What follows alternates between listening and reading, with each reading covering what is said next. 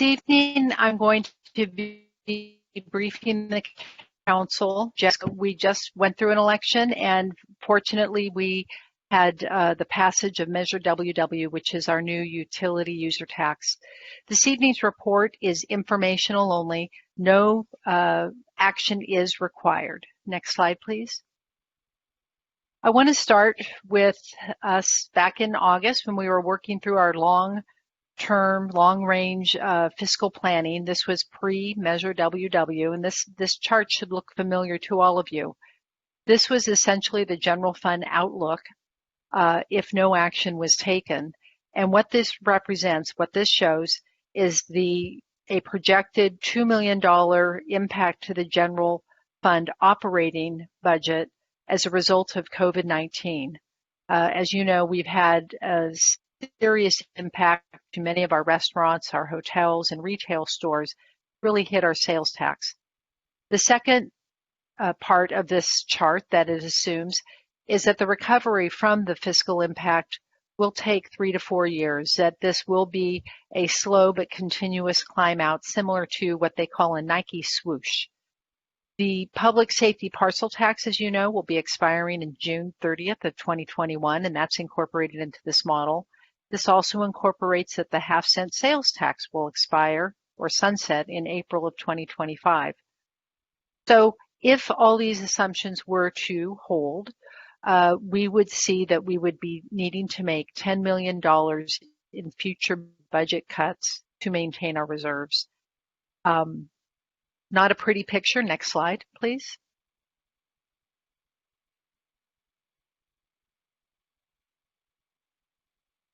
And the council unanimously focused forth. On November 3rd, Measure WW passed with 56.87% in implementation immediately as soon as the ordinance.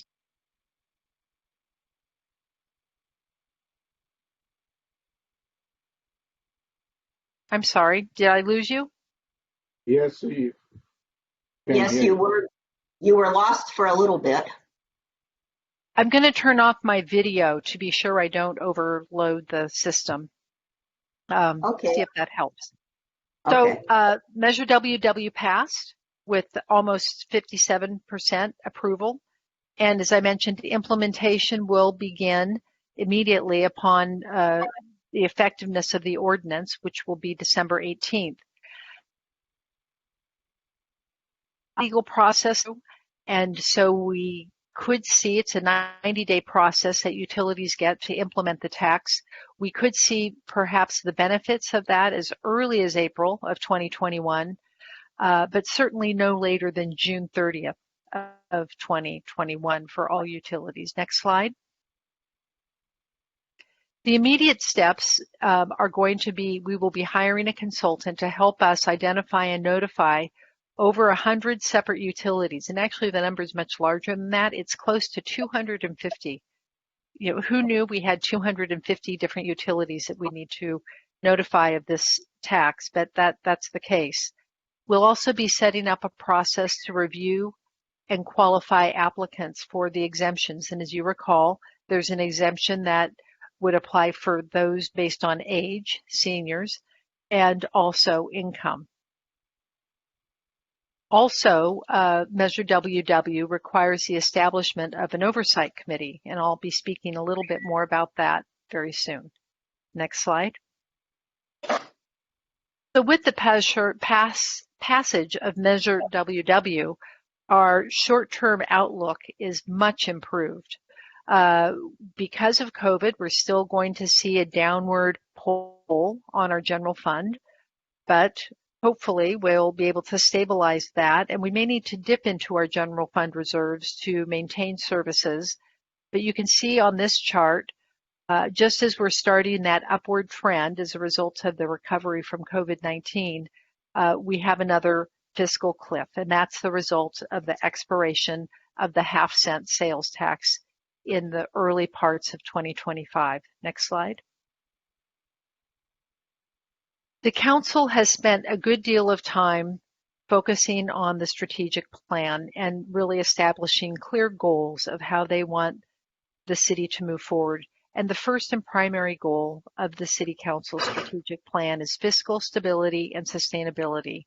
And while every goal laid out in the plan is very important, our ability to achieve fiscal stability and sustainability must remain front and center of this discussion, because it's through achieving fiscal stability that we will be able to really focus on those other goals wholeheartedly. So goal A is first and foremost, most important. Next slide.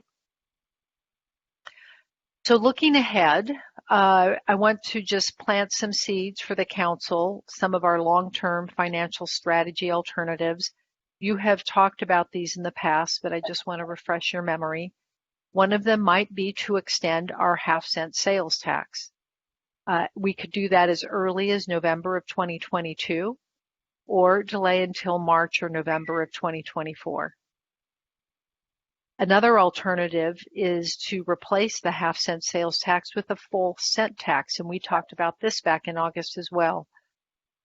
Again, that could be as early as November of 2022 or postponed to 2024. One of the issues with postponing some of these decisions or determinations, it puts a tremendous amount of pressure on the budget, not knowing the outcome from any tax measure we might pursue. One of the drawbacks of establishing a 1 cent tax is that it not only requires the cooperation and support of our local Assemblymember Quirk, but it also requires the support and approval of the state legislature and ultimately the governor's signature. So that does come with some hurdles, and it's not something we can control. Next slide, please. We could also look at placing a new parcel tax on the ballot. As a reminder, a parcel tax requires a 2/3 voter approval. It also can only be used specifically for the purpose identified in the tax. It is not general fund dollars. It cannot be used freely by the council. It must be targeted and specific. As you recall, our public safety parcel tax was specifically for police, fire, and youth and family services. The council also explored in the past becoming a charter city, and what that does is allow us to establish a real estate transfer tax on the sale of real property. So every property that is sold would be taxed, and that would go into the general fund. The drawback, as the council remembers, we had this on the 2018 ballot and it lost. We had a lot of opposition from the real estate lobby on this. And so those proved to be headwinds that we could not overcome. The other part of this, though, in becoming a charter city, is that the council becomes vulnerable to popular vote and outside interests. And so it does take away some of the powers that the council has in order to establish policy for the city, because it is a simple majority. So it's a 50% plus one. If there was something placed on the ballot that might be contrary to council direction or council's determination, it could be placed there or overturned by popular vote. The last option is to really take no action. And with that, the sales tax would expire.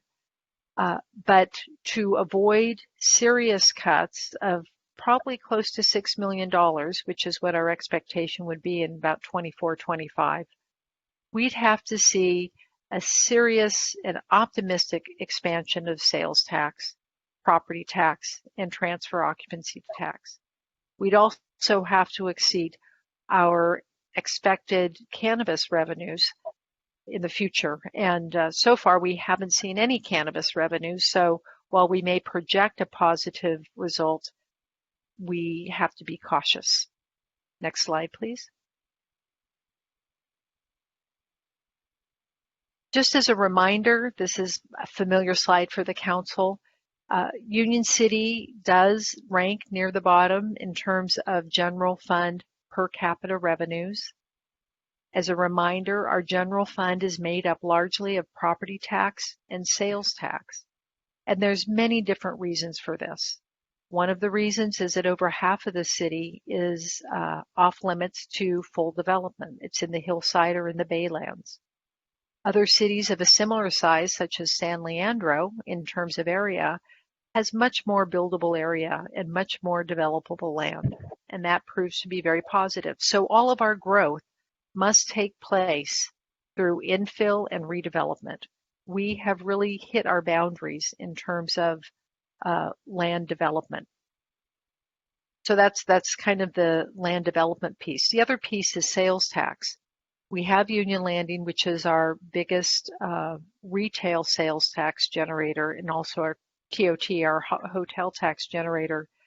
Other cities just have more opportunities for commercial development and may have 2 or 3 Union Landing size retail centers. Next slide, please. But if we are able to replace the around $6 million revenue that we will lose by the half-cent sales tax, we would see a very rosy outlook. This model projects that we either renew or replace the approximately $6 million of sales tax that would be lost by the half-cent expiring. At about that time, we will be coming out of the COVID recovery completely. This also anticipates retiring a pension obligation bond that should be completed by about 2027. And at that time, we'll also have new property tax through some infill development. Land development, though, can be tricky. With new development, you will see new demand on services, and the result of property tax can also be deceiving. So if you have, just for example, 750 new townhouse units, and you're able to sell every one of them at $1 million a piece, that's $750 million of new property tax, we only would get about $1 million of that. So it's because the state is first in line, and we only get 17% of every dollar of property tax that is paid. So it's only 17 cents on every dollar. The state takes the majority of it, as does the county and other agencies. Next slide, please. So we are recommending that the City Council begin exploring options now. We don't believe, I don't believe, that a no action is a good strategy. Not only have we been impacted by COVID-19 in our drop in sales tax, I think it's fairly common knowledge that brick and mortar sales are generally feeling the pressure of online services. So our half-cent sales tax not only picks up the brick and mortar, but it also picks up online. So we need to be thinking about how, well, we certainly want to continue to support our brick and mortar 100%, but we need to just be aware that that's having stiff competition from online sales as well. I mentioned the new land development. That would increase property tax, but with that comes pressure for additional services. With added population, we're going to need more police, fire. There is an interest in the city to build more parks, and with more parks, we require more maintenance, not only of streets and street trees, but also of public facilities. So there is the population growth, and the property tax can be a really positive thing, but it's just cautionary in that there is pressure on the budget to provide additional services. And as I mentioned, the retail cannabis, we hope will be up and going in 2021, but it would not be adequate to cover the loss of the half-cent sales tax. This is essentially close to $6 million. One of the challenges we face, and the council's also talked about this, is that every 3 to 4 years we find ourselves going back to the voters with overlapping tax measures. And so this is something else that we need to be thinking about as we look to the future. I want to talk, next slide, please. I want to talk briefly about the upcoming budget. We are embarking on a new budget process, and I want to assure the council that the strategic plan is driving department priorities, and I just have a few examples of how that's being done, but we do sometimes forget. For example, Quarry Lakes Parkway, that has taken a tremendous amount of time over the fall to move it forward. We've really crossed some milestones in November that we have shared with the council, but that will continue to be a priority not only of the Public Works Department, but also of the City Manager's Office. Economic and Community Development has their hands full with 3 major projects, not only the close to 1,000 units of the Integral project, we have the Caltrans site on the horizon, and you were also briefed recently on interest in some hillside development that would be allowed under the hillside area plan. It is limited, but that is a fairly major project. Next, one of our goals is always thinking about how we can be more inventive and progressive in how we think about government. And I think an excellent example of that is the efforts the city undertook over the summer regarding the policing and community engagement. And that will also be coming back to council and will be pursued through our budget. Technology and efficiencies are also very important, and looking to IT to help strengthen and improve our technology, not only for our residents, but for our city, our employees, so we can be more efficient. And lastly, communications. Very, very important cornerstone, not only in the strategic plan, but getting information out to our citizens. And so looking to how we can improve that through our community partners, our residents, and our employees. Next slide, please.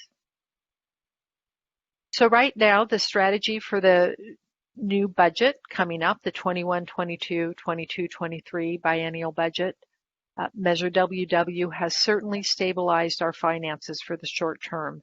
And at this time, I would not be seeking any budget cuts from the departments, although new initiatives will have to be evaluated on a case-by-case basis if there is new funding identified.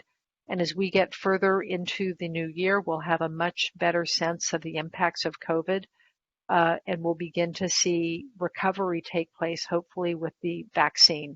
Really seen an improvement there. But we may need to look to our reserves as we have in the past and as the model indicates to help balance the budget. We'll have more information about that later. Next slide, please. And lastly, in closing, this is not only part of the strategic plan to have a community advisory committee to help with communication efforts, but Measure WW also requires an oversight committee. So we think it best that we have a community advisory team and oversight committee, combine those efforts. This would be a citizens oversight for the voter approved measures. The committee could also advise on potential new sources of revenue, advise on budget priorities, and also assist with our outreach to the community. So these are some of the things we're thinking about. Next slide, please. But no action is required at this time. We will be returning in early 2021, not only to provide a suggested framework for the Community Advisory and Oversight Committee. We'll be bringing to you a budget calendar. We'll be bringing to you a funding plan for Quarry Lakes Parkway, now that we've received a green light from the Alameda County Transportation Commission. We'll also be updating you on the police and community engagement process, and also our next steps and specifics regarding the implementation of the user utility tax. With that, that concludes the presentation.